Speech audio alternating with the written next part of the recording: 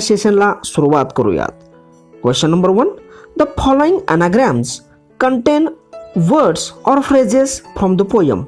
Guess and write what they are. मित्रांनो, पुढील anagram मध्ये या कवितेतील काही शब्दांचा किंवा शब्दगटांचा समावेश आहे. ते anagrams कोणते ते लिहा. पहिलं, rainy tag, try again. Second, our cage, courage. Third, wait sir, strive. पुढचं आहे रेड रॉ, रिवॉर्ड. पाचवा आहे टॅप नीस, पेशन्स. आणि सहावा आहे सर्व पियर परसिवर. अशा प्रकारे या anagrams जोड्या आपण इथं शोधलेल्या आहेत. Next question. Question number 2. Pick out lines that convey the following from the poem. पुढील अर्थ व्यक्त करणाऱ्या पद्यांशातील ओळी लिहा. यातील पहिला आहे, if you keep trying without a doubt you shall win. म्हणजे जर तुम्ही शंका न घेता प्रयत्न केलात तर तुम्ही निश्चितपणे जिंकाल. आणि यासाठी कवितेमध्ये आलेली ओळ आहे, for if you will persevere you will conquer, never fear. Be, it is not shameful to struggle hard. म्हणजे जर तुम्हाला कठोर परिश्रम करावा लागत असेल तर यात शर्मिंदे होण्यासारखं काही नाही. आणि याचा आन्सर आहे, answer, if we strive it is no disgrace though we do not win the race. तिसरा आहे, when others can do the work so can you if you keep trying patiently. जर इतर लोक एखादं काम करू शकत असतील तर चिकाटीने प्रयत्न करून तुम्ही का करू शकणार नाही. आणि याचं आन्सर आहे, all that other folk can do why with patience may not you. Next आहे, when you fail in your first attempt make another one. जेव्हा तुम्ही तुमच्या पहिल्या प्रयत्नामध्ये अयशस्वी होता तेव्हा पुन्हा प्रयत्न करा. आणि याचा आन्सर आहे, at first you don't succeed, try again. Next question पाहूया. Question number 3. Find from the poem the antonyms opposite words for the following. कवितेमधून पुढील शब्दांचे विरुद्धार्थी शब्द शोधा. पहिला आहे सक्सीड आणि अपोजिट वर्ड आहे फेल. दुसरा आहे पनिशमेंट, अपोजिट वर्ड आहे रिवॉर्ड.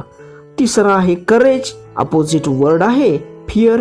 पुढचा प्रश्न आहे स्टॉप ऑर क्विट आणि अपोजिट वर्ड आहे परसिवर. पुढचा वर्ड आहे लूज आणि अपोजिट वर्ड आहे विन. नेक्स्ट क्वेश्चन पाहूयात. Question number 4. Answer in your on words.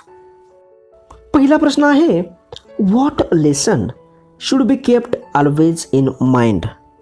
मनात नेहमी कोणता बोध ठेवावा. आन्सर आहे, if at first you don't succeed you should try again to get success. जर तुम्हाला पहिल्या प्रयत्नामध्ये यश नाही मिळालं तर तुम्ही पुन्हा प्रयत्न करा आणि यश मिळवा. नेक्स्ट क्वेश्चन आहे, what should someone who loses a race do. एखादा मनुष्य शर्यतीत पराभूत झाला तर त्याने काय करावे. Answer, if someone loses a race he or she should not feel ashamed of his or her failure. He or she should try again and win the race someday. Next question.